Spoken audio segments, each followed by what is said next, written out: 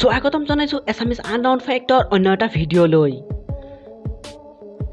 shopping মলত আপুনি বজাৰ কৰিবলৈ যায় নহয় জানো কিন্তু আপুনি জানে নে 599 699 899 এনেদৰে দামবোৰ কিয় লিখা থাকে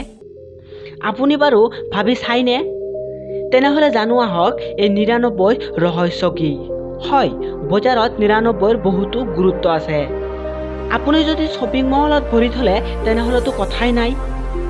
বিভিন্ন চুলাত লিখা আছে 100,000ৰ পিছত 99 ই হল সাইকোলজিক্যাল মার্কেট স্ট্র্যাটেজি যদি কোনো এটা বস্তু লিখা থাকে 900 টাকা তেনেহলে মনলৈ কি আহে ইমান দাম কিন্তু একটা বস্তুতে যদি 899 লিখা থাকে তেনে অৱস্থাত আপোনাৰ মনলৈ আহিব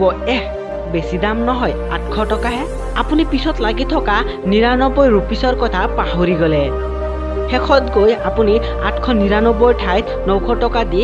শ্বপিং মলৰ পৰা বস্তুটো লৈ আহিব খুচুৰা নাই বুলি আপুনি এটকাটোৰ সমলি গুৰুত্ব নিদিলে এটকাহে একো নাই উলটাই নিদিলেও হ'ব এনে ভাবত দোকানৰ পৰা বস্তুটো কিনি লৈ আপুনি ঘৰলৈ উভতি আহিলে আপুনি জানে নে এটকাকৈ প্ৰতিদিনে 100 জন গ্ৰাহকে এৰি থৈ আহে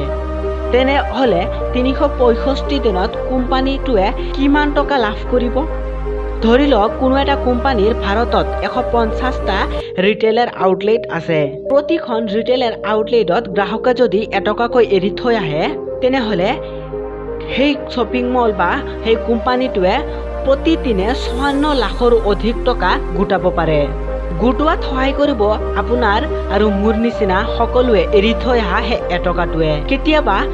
ব্যৱসায় প্ৰতিষ্ঠানটোৱে সস্তীয়া চকলেট দি ব্যৱসায় প্ৰতিষ্ঠানটোৰ জোৰা মাৰা দেখা যায় বন্ধুসকল ভিডিঅ'টো চাই কেনে পালে যদি ভিডিঅ'টো চাই ভাল পালে তেনেহলে চেনেলটো নিশ্চয় সাবস্ক্ৰাইব কৰিব আৰু আগন্তুক ভিডিঅ'ৰ বাবে নটিফিকেশনটো অল কৰি দিব আৰু ভিডিঅ'টো চাই কেনে পালে কমেন্ট বক্সত নিশ্চয় জনাব